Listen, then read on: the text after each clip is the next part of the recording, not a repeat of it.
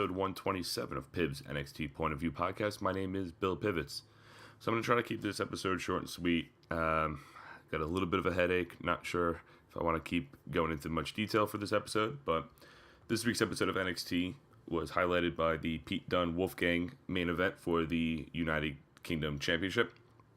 But the show kicked off with Billie Kay and Peyton Royce versus Ruby Riot, and who was supposed to be a mystery partner, but the match started and Ruby didn't have anyone in her corner.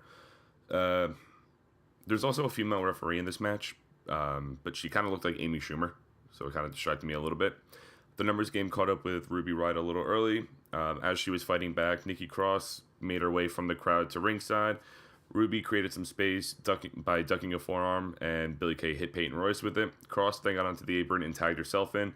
She took out both of her opponents. After a fisherman neckbreaker, she tagged Riot in and then walked away by the announcers. Ruby then hit Billie Kay with the diving senton and got the win.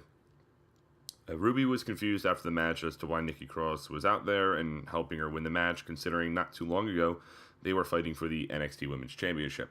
I am interested to see where the story goes. The crowd did cheer for Nikki Cross when she joined the match, so I don't know if they're turning Sanity face or just Nikki Cross.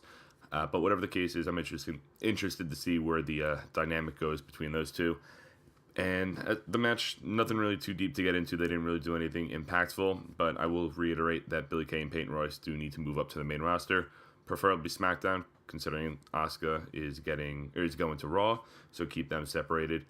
But decent opener. It's got an interesting storyline going on right now. We got a recap of Johnny Gargano's interview at the Performance Center when Riddick Moss and Tino Sabbatelli interrupted.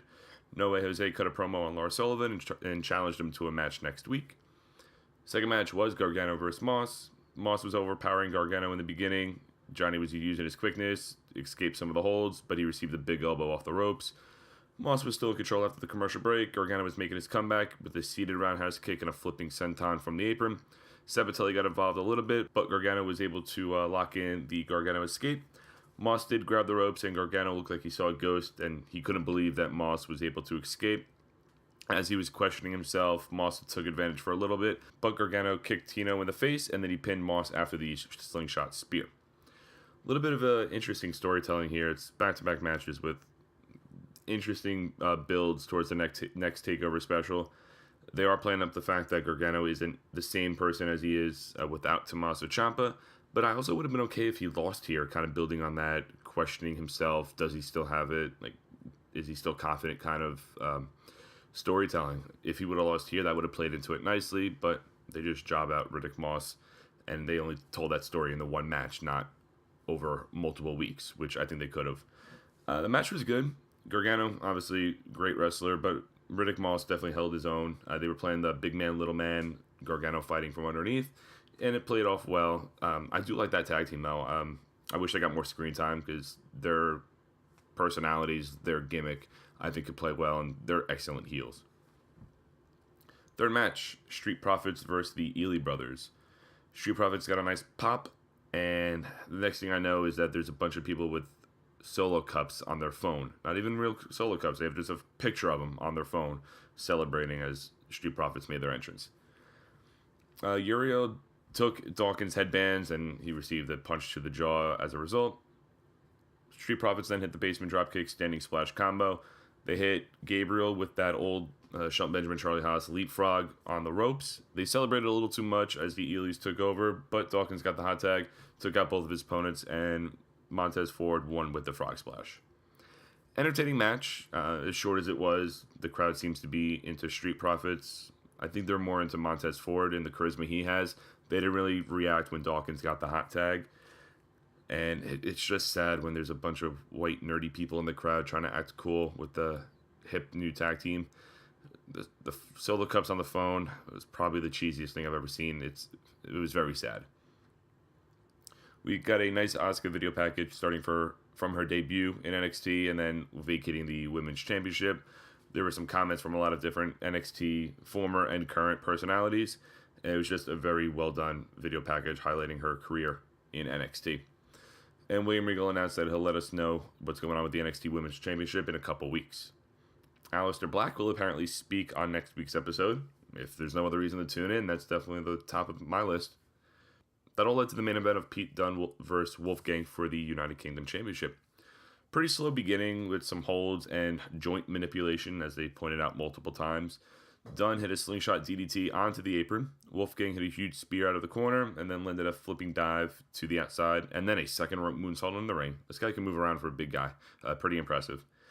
Wolfgang continued. He had a delayed superplex. Dunne countered the senton bomb into an armbar. Things picked up after that. There was a spine buster, a couple forearms. Dunne eventually did win with a bitter end. As he was celebrating, Bobby Fish, Kyle O'Reilly, and Adam Cole ran down, and they surrounded Pete Dunne. He backed off a little bit, thought about leaving, but he attacked, I think, Kyle O'Reilly, and then it was a 3-on-1 situation from there. Wolfgang came in, even the odds, but he was then handicapped with the ROH trio. Pete Dunne left. He was thinking about coming back in. He ran down the ramp. Crowd popped, but he only grabbed his UK championship. He didn't bother helping. Great heel tactic. I love it. Adam Cole, Fish, and O'Reilly ended up leaving. They were in the crowd at this point when Trent Seven and Tyler Bate came out a little late. They could have used your help a little earlier. And that's how the show closed, with the two trios in the ring. It's definitely building to some sort of six-man tag. Hopefully, at the next TakeOver special, they could build this up for a while.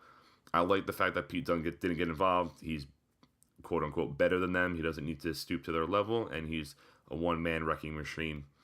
But Seven, Bate, and Wolfgang against Cole, Fish, and O'Reilly, that probably could be match of the year already, and it hasn't even happened yet. As for the match, pretty good match. I don't think it was Pete Dunne's best match that I've seen, at least. Obviously, I haven't seen his stuff over in Great Britain or whatever. But for NXT and a UK title defense, it was a good match, but it was more playing up the fact for the post-match stuff with O'Reilly, Fish, and Cole. Overall, it was a good episode of NXT. I like the matches. They're building up some interesting storylines leading into, I think the next TakeOver is going to be around Survivor Series time. So we got a couple more months until that takes place. The women's match was good, but just looking forward to the aftermath between Ruby Riot and Nikki Cross. Gargano Moss, pretty good. Tag match was whatever, and the main event, good. And then the post-match stuff I enjoyed. But as for next week, we have Aleister Black, who's possibly going to cut his first promo, unless they swerve us and someone cuts him off. Who knows? And most likely No Way Jose versus Lars Sullivan as well. Alright guys, thanks for checking out the show. Follow me on Twitter at bpiv_sports. Like, comment, subscribe to the show on YouTube, and I'll be back sometime next week. Peace.